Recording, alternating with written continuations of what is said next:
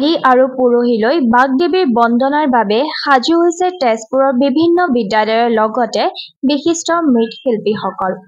তেজপুৰৰ প্ৰকৃত হাৰিপট্টিত পুৰণি মৃৎশিল্পী অনিল পাল আৰু তেওঁৰ পুত্ৰ অচিত ৰঞ্জন পাল, নাতিনী ভাস্ৰন্ত পালৰ লগতে পৰিয়ালৰ সকলোৱে এতিয়া ব্যস্ত দেৱী প্ৰতিমা সৰস্বতীৰ প্ৰতিমূৰ্তিত শেষ পৰশ দিয়াত। শিল্পী অচিত পালে জনোৱা মতে প্ৰায় 50 জনা দেৱী সৰস্বতীৰ প্ৰতিমা বিভিন্ন অংগসজাৰে সজাই তুলিছে যদিও ইয়াত ব্যৱহাৰ কৰা ৰং, কাপোৰ আদিৰ মূল্য দুগুণে বৃদ্ধি পোৱাত প্ৰতিমাৰ মূল্যও কিছু বৃদ্ধি কৰিব লগাত পৰিছে। কাইলৈ গোখানি ল'ব 50 জনা বনাইছোঁ, আজি লৈ আছে, 2 দিনা পূজা পৰিছে, আপোনাৰ 2 তাৰিখে পৰিছে, 3 তাৰিখে পৰিছে। সৰস্বতী পূজা 2 তাৰিখে পৰিছে, 3 তাৰিখে পৰিছে। দাম কিমান?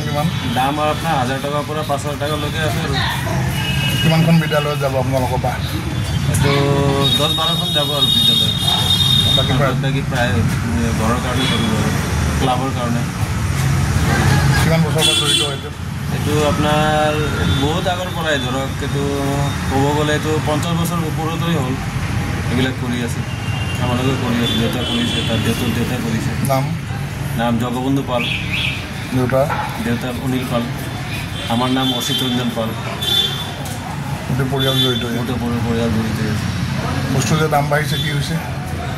বস্তুৰ দাম বাঢ়ি আছে, কাষ্টমাৰো দি আছে বুজি এইটো আৰু আপোনাৰ নহয় জানো, কাষ্টমাৰ চবে মানুহ বুজি পায় যে চব বস্তুৰ দাম বাঢ়ি। উল্লেখনীয় যে এই ঐতিহাসিক তেজপুৰৰ আন এজন মৃৎশিল্পী ৰমেশ পালেও এতিয়াও পূজালে মাত্ৰ মাজত এদিন থকা অৱস্থাত প্ৰায় 60 জনা প্ৰতিমা নিৰ্মাণ কৰি শেষ পৰশ দিয়াত পত্নী উজ্জ্বলা পালো ব্যস্ত এতিয়া সাজপাৰ আৰু ৰং দিয়াত। পিতৃপুৰুষৰ দিনৰ পৰা ব্যস্ত শিল্পীজনে মৃৎশিল্পৰ লগত জড়িত সকলোকে সাহায্য আগবঢ়ায় আৰু আন শিল্পীসকলে পোৱা বিশেষ আঁচনি প্ৰকল্পত অন্তৰ্ভুক্ত কৰাৰো আহ্বান চৰকাৰক জনায়। মোৰ নাম হ'ল ৰমেশ পাল, মই হাৰিপট্টিত থাকোঁ। মই সৰস্বতী গোহানি বনাইছোঁ, প্ৰায় ধৰক 50-55টামান বনাইছোঁ। গোটেইখিনি প্ৰায় বিক্ৰী হৈ গ'ল, 2-এটা আছে সেইটোও যাব কৰি আছে।